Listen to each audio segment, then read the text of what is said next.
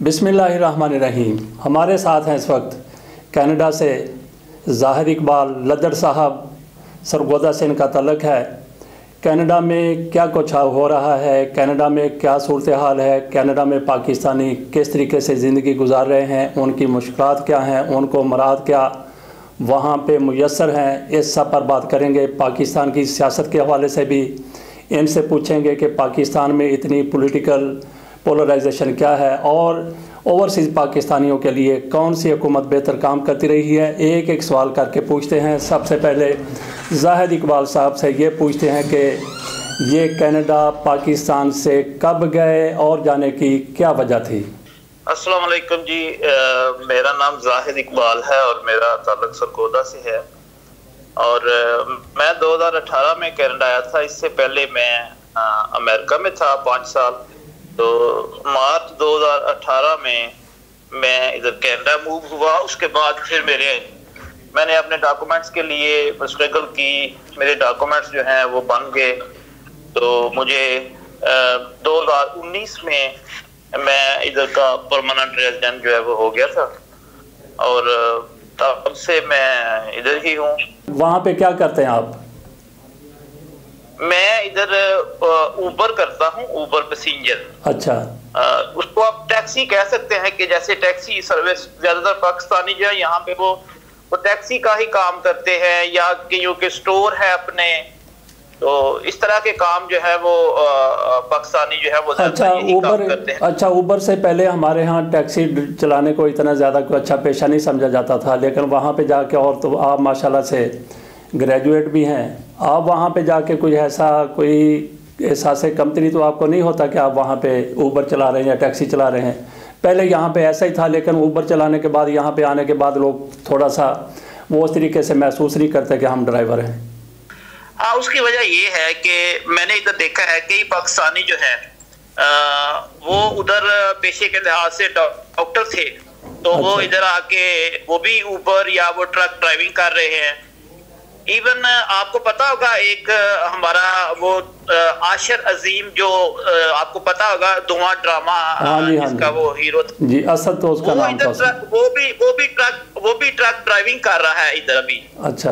तो क्योंकि उसके लिए ये है कि आपने अगर इधर कोई आपको जॉब के लिए फिर एजुकेशन इधर की लेनी पड़ती है कुछ, मतलब आपको मसलन उधर से जो डॉक्टर आते हैं बन के हमारे पाकिस्तान के, उनको इधर आके 2 साल का जो है वो एक एग्जाम होता है, उनका इनका अपना होता है जो इनके मतलब इक्वल करने के लिए ना डिग्री को। अच्छा। वो करना पड़ता है और ज्यादातर पाकिस्तानी जो है वो नहीं कर सकते। इस वजह से फिर वो जाहिर है कुछ ना कुछ तो आपने करना है आपने सर्वाइवल के लिए। तो फिर वैसे भी असूल ये है कि जब आप इस तरह बाहर के कंट्रीज में आते हैं, जैसे अमेरिका है या यूरोप है या कनाडा है, तो आपको जल्दी से जल्दी कोई ना कोई काम शुरू कर देना चाहिए। आप घर में नहीं बैठ सकते। ठीक है। तो इसलिए सबसे पहला तो ये है कि आपको फौरन जो भी काम मिले आप शुरू करें। दूसरा इसका ये है कि इधर जब आप आते हैं तो कुछ ना कुछ आपको सेविंग जो है वो करनी चाहिए।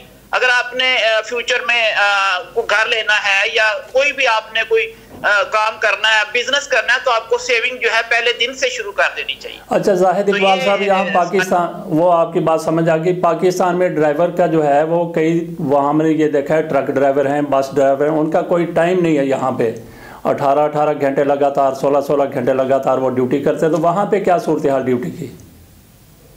यहाँ पे ये है कि हर जो ऊबर ड्राइवर्स है उन्होंने अपनी डिफरेंट टाइमिंग्स बनाई हुई है। बाज जो है वो सुबह निकल जाते हैं और वो सुबह पूरा दिन काम करते हैं और अच्छी अर्निंग बन जाती है इधर। बाज जो है वो रात को करते हैं काम और वो दिन को जो है सोते हैं।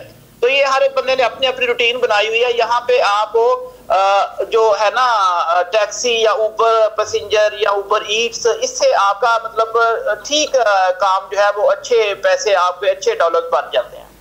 अच्छा, आप कितने घंटे ड्यूटी करते हैं एक दिन में?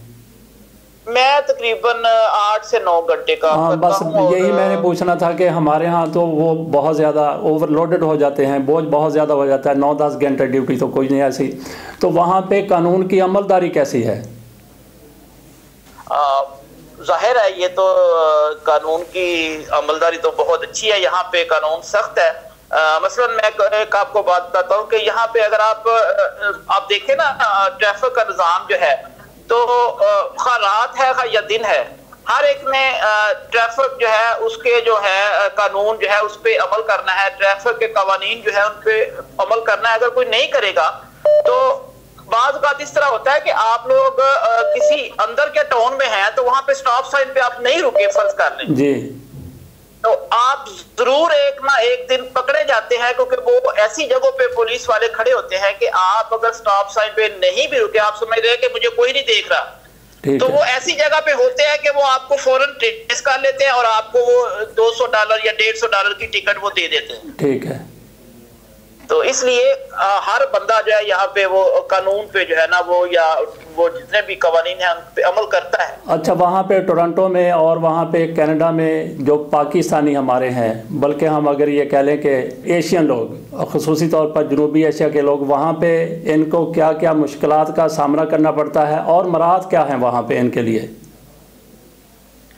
देखिए, यहाँ पे जब लोग आते हैं तो वो एज ए कैनेडियन ही हो जाते हैं। जब उनको परमानेंट रेजिडेंट मिल जाती है तो वो कैनेडियन ही हैं, उनकी मुराद वही है जो आम दूसरे कैनेडियंस की होती हैं। और बाकी अल्लाह का शुक्र है, यहाँ पे मसाजिद हैं, वहाँ पे आपको मसलन हर चीज वहां पे आप अपने मजहब को फॉलो कर सकते हैं। जो वो हिंदू हैं वो अपने उनके तरीकाकार से मजहब को फॉलो करते हैं, तो हर एक को अपने अपनी मजहबी आजादी है। हर एक जो सिख है उनके अपने वो है वो अपने उनके बने हुए हैं, तो जो इसी तरह मुसलमान उनकी मसाजिद है। मजहबी आजादी हर मजहब को मजहबी आजादी है, कोई ऐसी बात नहीं है यहाँ पे मतलब।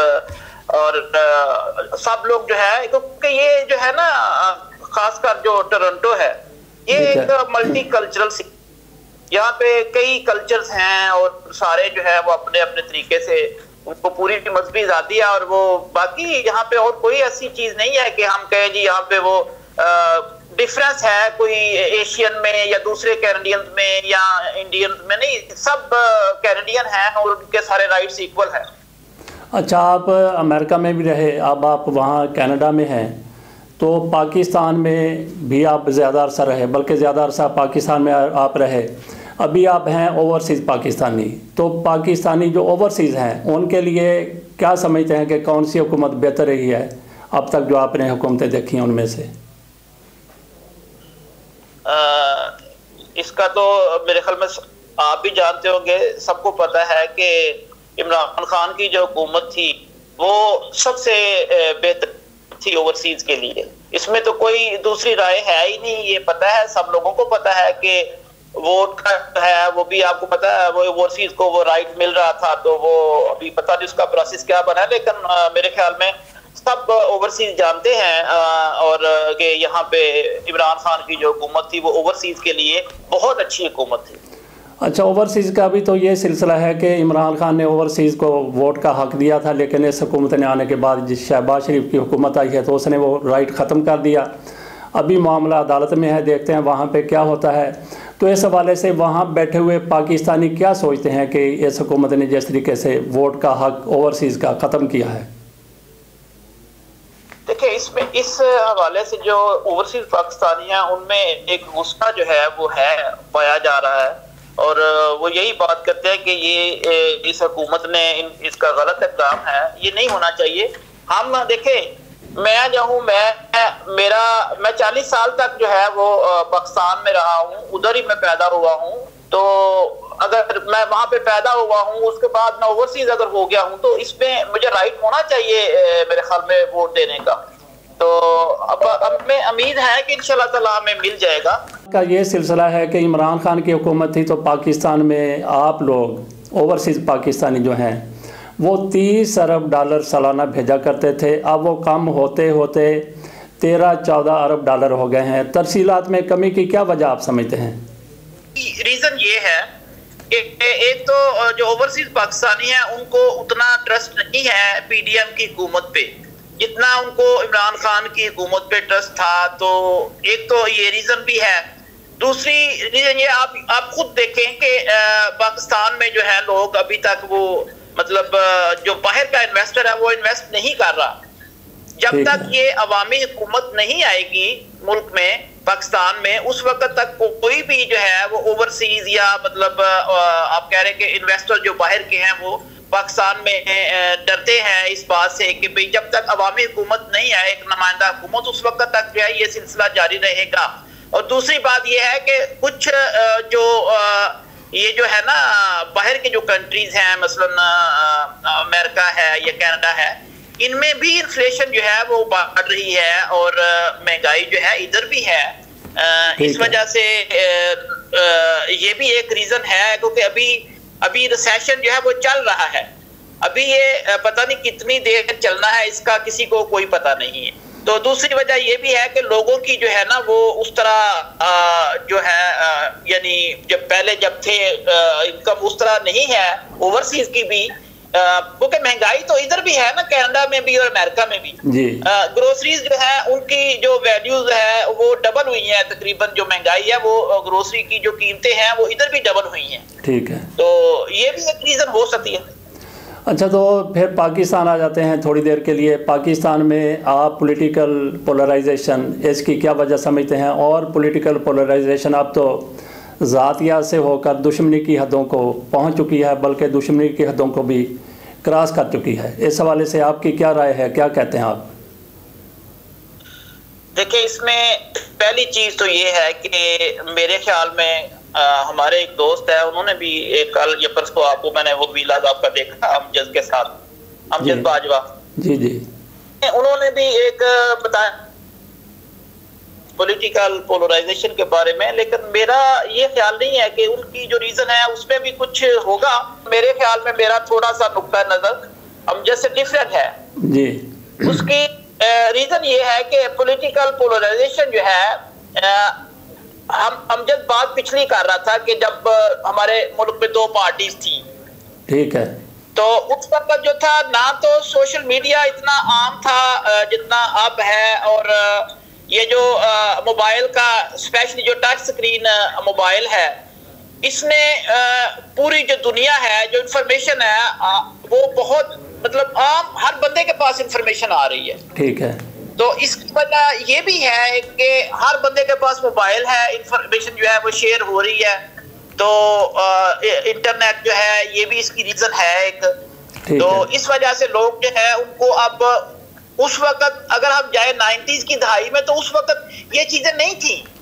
ठीक है, उस वक्त ना किसी के पास टच मोबाइल था, ना इतनी इंफॉर्मेशन जो है वो इधर से उधर ट्रांसफर हो रही थी।